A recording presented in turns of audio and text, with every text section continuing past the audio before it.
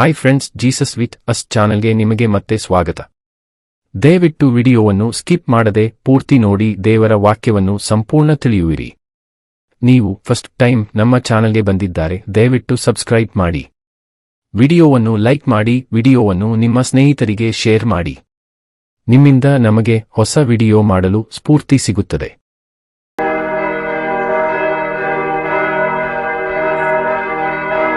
ಕೀರ್ತನೆಗಳು ಅಧ್ಯಾಯ 73 ತೃತೀಯ ಭಾಗವು 73-78.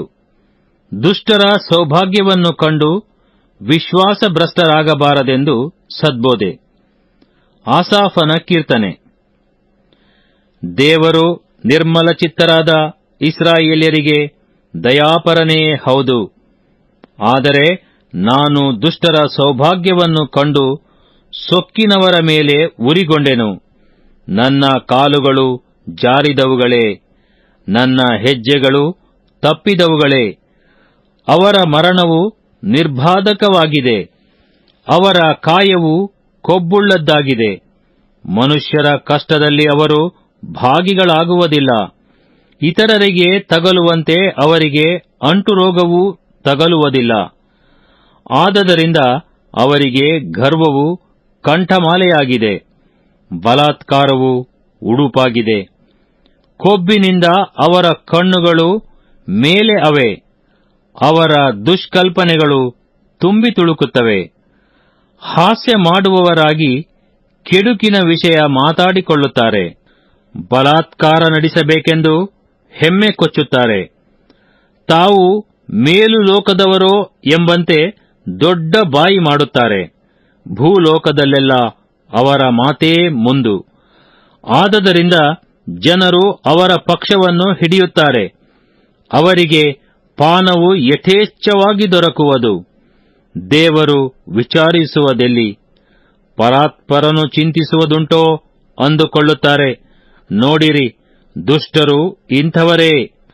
ಅವರು ಸದಾ ಸುಖದಿಂದಿದ್ದು ಸ್ಥಿತಿವಂತರಾಗಿ ಹೋಗುತ್ತಾರೆ. ನನ್ನ ಮನಸ್ಸನ್ನು ನಿರ್ಮಲ ಮಾಡಿಕೊಂಡದ್ದು, ಶುದ್ಧತ್ವದಲ್ಲಿ ಕೈ ತೊಳಕೊಂಡದ್ದು ವ್ಯರ್ಥವೇ ಸರಿ. ನಾನು ಯಾವಾಗಲೂ ವ್ಯಾಧಿ ಪೀಡಿತನಾಗಿದ್ದು ಪ್ರತಿದಿನವೂ ದಂಡಿಸಲ್ಪಡುತ್ತಾ ಇದ್ದೇನಲ್ಲ. ನಾನು ಈ ಪ್ರಕಾರ ಬಾಯಿ ಬಿಡುವುದಕ್ಕೆ ಮನಸ್ಸು ಮಾಡಿಕೊಂಡಿದ್ದರೆ ನಿನ್ನ ಭಕ್ತಕುಲಕ್ಕೆ ದ್ರೋಹಿಯಾಗುತ್ತಿದ್ದೆನು. ನಾನು ಇದನ್ನು ಗ್ರಹಿಸಿಕೊಳ್ಳಬೇಕೆಂದು ಎಷ್ಟು ಚಿಂತಿಸಿದರೂ ಅದು ಒಂದು ಕಷ್ಟಕರವಾದ ಮರ್ಮವೆಂದು ತೋಚಿತು. ಆದರೆ ದೇವಾಲಯಕ್ಕೆ ಹೋಗಿ ಅವರ ಅಂತ್ಯಾವಸ್ಥೆಯನ್ನು ಆಲೋಚಿಸಿದಾಗ ನನಗೆ ಗೊತ್ತಾಯಿತು. ಹೌದು, ನೀನು ಅವರನ್ನು ಅಪಾಯಕರ ಸ್ಥಳದಲ್ಲಿಟ್ಟು ಬೀಳಿಸಿ ನಾಶ ಮಾಡಿಬಿಡುತ್ತೀ. ಅವರು ನಿಮಿಷ ಮಾತ್ರದಲ್ಲಿಯೇ ಹಾಳಾಗಿ ಹೋಗುತ್ತಾರೆ. ಭಯಂಕರ ರೀತಿಯಿಂದ ಸಂಹಾರವಾಗಿ ಮುಗಿದು ಹೋಗುತ್ತಾರೆ. ಎಚ್ಚರವಾದವನು ಕನಸನ್ನು ಹೇಗೋ ಹಾಗೆ ಯೆಹೋವನೇ, ನೀನು ಏಳುವಾಗ ಅವರನ್ನು ಮಾಯಾರೂಪರೆಂದು ಭಾವಿಸುತ್ತೀ. ನನ್ನ ಮನಸ್ಸು ನೊಂದು ಹೋಗಿತ್ತು, ಅಂತರ್ಯದಲ್ಲಿ ಅಲಗು ನೆಟ್ಟಂತಿತ್ತು. ನಾನು ವಿವೇಕಹೀನ ಪಾಮರನಾಗಿ ನಿನ್ನ ದೃಷ್ಟಿಯಲ್ಲಿ ಕೇವಲ ಪಶುವೇ ಆಗಿದ್ದೆನು. ಆದರೂ ಸದಾ ನಿನ್ನ ಸನ್ನಿಧಿಯಲ್ಲಿಯೇ ಇದ್ದೇನೆ. ನೀನು ನನ್ನ ಬಲಗೈಯನ್ನು ಹಿಡಿದು ನಿನ್ನ ಚಿತ್ತವನ್ನು ತಿಳಿಯಪಡಿಸಿ ನನ್ನನ್ನು ನಡೆಸಿ ತರುವಾಯ ಮಹಿಮೆಗೆ ಸೇರಿಸಿಕೊಳ್ಳುವಿ. ಪರಲೋಕದಲ್ಲಿ ನನಗೆ ನೀನಲ್ಲದೆ ಮತ್ತಾರು ಅವಶ್ಯ. ಇಹಲೋಕದಲ್ಲಿ ನಿನ್ನನ್ನಲ್ಲದೆ ಇನ್ನಾರನ್ನೂ ಬಯಸುವುದಿಲ್ಲ. ತನುಮನಗಳು ಕ್ಷಯಿಸಿದರೂ ನನ್ನ ಆತ್ಮಕ್ಕೆ ಶರಣನು, ನನ್ನ ಶಾಶ್ವತವಾದ ಪಾಲೂ ದೇವರೇ.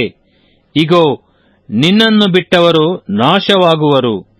ನಿನಗೆ ದ್ರೋಹ ಮಾಡಿದವರೆಲ್ಲರನ್ನು ನಿರ್ಮೂಲ ಮಾಡುತ್ತೀ. ನನಗಾದರೋ ದೇವರ ಸಾನ್ನಿಧ್ಯವೇ ಭಾಗ್ಯವು. ಕರ್ತನೇ, ಯೆಹೋವನೇ, ನಾನು ನಿನ್ನನ್ನು ಆಶ್ರಯಿಸಿಕೊಂಡವನಾಗಿ ನಿನ್ನ ಮಹತ್ಕಾರ್ಯಗಳನ್ನು ಪ್ರಕಟಿಸುವೆನು. ಕೀರ್ತನೆಗಳು ಅಧ್ಯಾಯ 74 ದೇವಾಲಯವನ್ನು ಹಾಳು ಮಾಡಿದ ಶತ್ರುಗಳನ್ನು ತಗ್ಗಿಸಿ ಸಹಾಯ ಮಾಡಬೇಕೆಂದು ಪ್ರಾರ್ಥಿಸುವುದು. ಆಸಾಫನ ಪದ್ಯ. ದೇವರೇ, ನೀನು ನಮ್ಮನ್ನು ಸಂಪೂರ್ಣವಾಗಿ ತಳ್ಳಿಬಿಟ್ಟದ್ದೇಕೆ? ನೀನು ಪಾಲಿಸುವ ಹಿಂಡಿನ ಮೇಲೆ ನಿನ್ನ ಕೋಪಾಗ್ನಿಯು ಹೊಗೆ ಆಡುವುದೇನು? ನೀನು ಹಿಂದಿನ ಕಾಲದಲ್ಲಿ ಸ್ವಕುಲವಾಗಿರಬೇಕೆಂದು ಬಿಡಿಸಿ ಸಂಪಾದಿಸಿಕೊಂಡ ನಿನ್ನ ಮಂಡಳಿಯನ್ನು ಜ್ಞಾಪಿಸಿಕೋ. ನಿನ್ನ ವಾಸಸ್ಥಾನವಾಗಿದ್ದ ಚಿಯೋನ್ ಗಿರಿಯನ್ನು ಮರೆಯಬೇಡ. ಬಹುಕಾಲದಿಂದ ಹಾಳು ಬಿದ್ದಿರುವ ಈ ಸ್ಥಾನದ ಕಡೆಗೆ ವಿಜಯ ಮಾಡು. ನೋಡು, ವೈರಿಯು ಪವಿತ್ರಾಲಯದಲ್ಲಿ ಎಲ್ಲವನ್ನೂ ಕೆಡಿಸಿಬಿಟ್ಟಿದ್ದಾನೆ. ನಿನ್ನ ದರ್ಶನಾಲಯ ಮಧ್ಯದಲ್ಲಿ ನಿನ್ನ ವಿರೋಧಿಗಳು ಆರ್ಭಟಿಸುತ್ತಾರೆ. ನಮ್ಮ ಆರಾಧನಾ ಚಿಹ್ನೆಗಳನ್ನು ತೆಗೆದು ತಮ್ಮ ಚಿಹ್ನೆಗಳನ್ನು ಇಟ್ಟಿದ್ದಾರೆ. ಮರಗಳ ಗುಂಪಿನಲ್ಲಿ ಕೊಡಲಿಗಳನ್ನು ಮೇಲೆತ್ತುವ ಜನರೋ ಎಂಬಂತಿದ್ದಾರೆ. ನೋಡು, ಅವರು ಈಗ ಕೈಕೊಡಲಿ ಸುತ್ತಿಗೆಗಳಿಂದ ದೇವಾಲಯದ ಕೆತ್ತನೆಯ ಕೆಲಸವನ್ನೆಲ್ಲ ಹೊಡೆದು ಹಾಕುತ್ತಿದ್ದಾರೆ.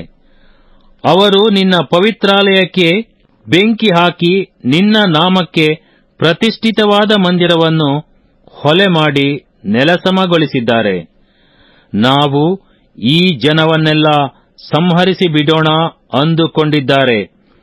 ದೇಶದಲ್ಲಿರುವ ಎಲ್ಲಾ ದೇವ ಸಭಾಮಂದಿರಗಳನ್ನು ಸುಟ್ಟು ಬಿಟ್ಟಿದ್ದಾರೆ.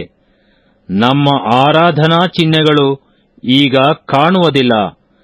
ಮುಂಚೆ ಇದ್ದಂತೆ ನಮಗೆ ಪ್ರವಾದಿಗಳು ಯಾರೂ ಇಲ್ಲ. ಇದು ಎಷ್ಟರವರೆಗೆ ಇರುವುದೆಂದು ಬಲ್ಲವರು ನಮ್ಮಲ್ಲಿ ಯಾರೂ ಇಲ್ಲ. ದೇವರೇ, ವಿರೋಧಿಗಳು ಇನ್ನೆಲ್ಲಿಯ ತನಕ ನಿಂದಿಸುತ್ತಿರಬೇಕು? ವೈರಿಗಳು ನಿನ್ನ ನಾಮವನ್ನು ಸದಾಕಾಲವೂ ತಿರಸ್ಕರಿಸಬಹುದೋ? ಚಾಚಿದ ಬಲಗೆಯನ್ನು ಯಾಕೆ ಹಿಂದೆಗೆದಿದ್ದಿ? ಅದನ್ನು ಎದೆಯ ಮೇಲಿಂದ ತೆಗೆದು ಅವರನ್ನು ಸಂಹರಿಸಿಬಿಡು. ದೇವರೇ, ನೀನು ಮೊದಲಿಂದಲೂ ನನ್ನ ಅರಸನೂ ಲೋಕ ಮಧ್ಯದಲ್ಲಿ ರಕ್ಷೆಗಳನ್ನು ನಡೆಸಿದಾತನೂ ಆಗಿದ್ದೀಯಲ್ಲವೇ? ಸ್ವಶಕ್ತಿಯಿಂದ ಸಮುದ್ರವನ್ನು ಭೇದಿಸಿದವನು ನೀನು. ಜಲರಾಶಿಯ ಮೇಲೆ ತಿಮಿಂಗಿಲಗಳ ತಲೆಗಳನ್ನು ಜಜ್ಜಿಬಿಟ್ಟವನು ನೀನು.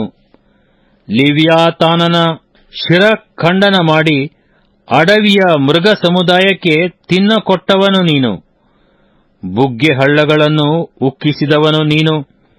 ಮಹಾನದಿಗಳನ್ನು ಒಣಗಿಸಿ ಬಿಟ್ಟವನು ನೀನು. ಹಗಲಿರುಳುಗಳಿಗೆ ನಿಯಾಮಕನು ನೀನು. ಸೂರ್ಯಾದಿ ಜ್ಯೋತಿರ್ಮಂಡಲಗಳ ನಿರ್ಮಾಣಕನು ನೀನು. ಭೂಮಿಯ ಎಲ್ಲಾ ಮೇರೆಗಳನ್ನು ಸ್ಥಾಪಿಸಿದವನು ನೀನು. ಶೀತೋಷ್ಣ ಕಾಲಗಳನ್ನು ನೇಮಿಸಿದವನು ನೀನು. ಯೆಹೋವನೇ, ವೈರಿಗಳು ನಿನ್ನನ್ನು ನಿಂದಿಸಿ ದುರ್ಮತಿಗಳು ನಿನ್ನ ನಾಮವನ್ನು ತಿರಸ್ಕರಿಸಿದ್ದನ್ನು ಜ್ಞಾಪಿಸಿಕೋ. ನಿನ್ನ ಬೆಳವದ ಜೀವವನ್ನು ಕಾಡು ಮೃಗಕ್ಕೆ ಕೊಡಬೇಡ. ನಿನ್ನ ದೀನ ಮಂಡಳಿಯನ್ನು ಸದಾ ಮರೆತೇ ಬಿಡಬೇಡ. ನಿನ್ನ ಒಡಂಬಡಿಕೆಯನ್ನು ಲಕ್ಷ್ಯಕ್ಕೆ ತಂದುಕೋ.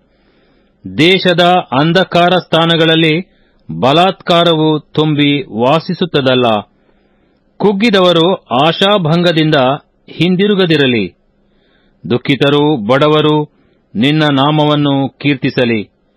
ದೇವರೇ, ಎದ್ದು ನಿನ್ನ ನ್ಯಾಯವನ್ನು ನಡೆಸುವವನಾಗು. ದುರ್ಮತಿಯು ಯಾವಾಗಲೂ ನಿನ್ನನ್ನು ನಿಂದಿಸುತ್ತಿರುವುದನ್ನು ಜ್ಞಾಪಿಸಿಕೋ. ಮೇಲಣ ಲೋಕವನ್ನು ಎಡೆಬಿಡದೆ ಮುಟ್ಟುತ್ತಿರುವ ನಿನ್ನ ವೈರಿಗಳ ಗದ್ದಲವನ್ನೂ ನಿನ್ನ ವಿರೋಧಿಗಳ ದೊಂಬಿಯನ್ನೂ ಮರೆಯದಿರು.